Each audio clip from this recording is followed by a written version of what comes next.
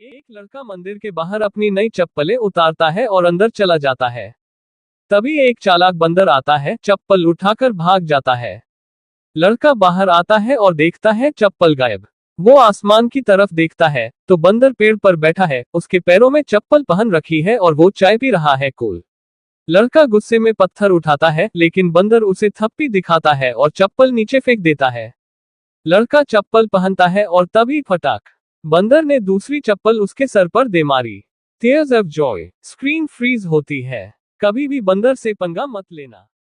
एक छोटा सा बच्चा था, स्कूल से घर जा रहा था। हाथ में सिर्फ एक रोटी थी, माँ ने प्यार से दी थी। रास्ते में एक भूखा कुत्ता मिल गया, कमजोर, कान झुके हुए, आंखों में आंसू। बच्चा रुक गया, कुछ देर तक देखता रहा, फिर उसने अपनी रोटी उस कुत्ते के सामने रख दी। कुत्ते ने रोटी खाई और पहली बार मुस्कुरे। अगले दिन जब बच्चा स्कूल जा रहा था, वही कुत्ता उसके पीछे पीछे चलने लगा। रास्ते भर उसका रखवाला बना रहा, गाड़ियों से बचाया, एक बड़े कुत्ते से भी लड़ गया। अस छोटी सी मेहरबानी ने एक दोस्त बना दिया, एक रखवाला और जिंदगी भर की हिफाजत। कभी कभी एक टुकड़ा रोटी भी किसी का पूरा दिल जीत ले। राजू एक ऐसा लड़का था जो स्कूल के नाम से ही बीमार पड़ जाता था। मम्मी कहती, स्कूल जाओ बेटा। वो जवाब देता, आज बहुत थक गया हूं, सपने में मैथ्स पढ़ा था। एक दिन उसकी अलमारी में से एक पुरानी किताब गिर गई। किताब ने झट से उड़ते हुए कहा, अगर तू रोज पढ़ेगा तो मैं तुझे पेपर में 100 दिलाऊंगी। राजू बोला, वाह, जादुई किताब। और अगले दिन से उसने पढ़ाई शुरू कर दी। हफ्ते भर बाद जब किताब ने पूछा, अब बताओ 2+2 कितने हुए? राजू बोला, 0.2। किताब गुस्से में बोली, पढ़ा नहीं और उम्मीद है 100 की? मैं जा रही। और उड़कर खिड़की से बाहर चली गई। अब राजू समझ गया, किताब चाहे जादुई हो या नहीं, मेहनत के बिना नंबर नहीं मिलते। आज वही राजू हर दिन खुद पढ़ता है, क्योंकि अब उसके पास उड़ने वाली किताब नहीं, उड़ने वाले सपने हैं।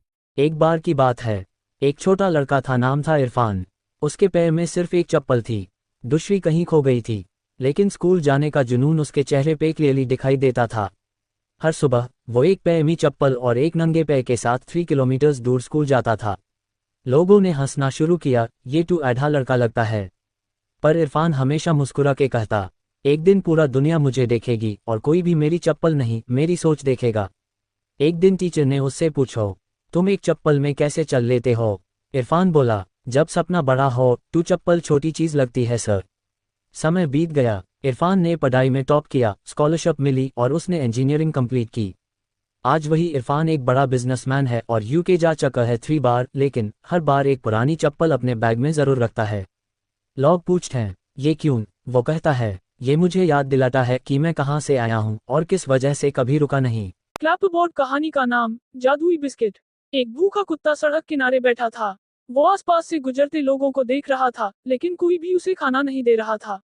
कुछ लोग तो उसे भगा भी रहे थे। कुत्ता बहुत उदास हो गया। तभी एक छोटा सा लड़का वहां आया। उसके पास सिर्फ एक बिस्किट बचा था।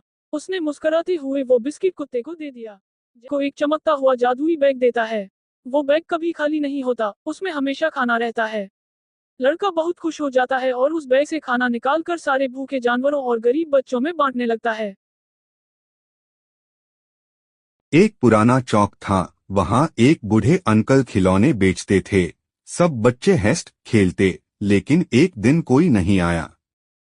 अंकल के पास सिर्फ एक आखिरी सिक्का बचा था और पेट में भूख। तभी एक छोटी लड़की आई, बोला, अंकल, मेरे पास पैसा नहीं है, लेकिन मुझे ये टेडी चाहिए। अंकल ने मुस्कुरा के वो टेडी दे दिया और बोला, बेटा खुश रहना, यही मेरी कमाई है। अगले दिन एक बड़ी गाड़ी रुकती है, उसमें से वही लड़की उतारती है। अब वो किसी अमीर घर की बेटी थी। उसने कहा, पापा, ये वो अंकल है जिन्होंने बिना पैसों के टेडी दिया था। अंकल को उस दिन सिर्फ एक टेडी बेचने का फायदा नहीं हुआ, उसकी जिंदगी बदल गई। कभी कभी जो तुम बिना उम्मीद के देते हो, वही तुम्हें वापस 1000 गुना मिलता है।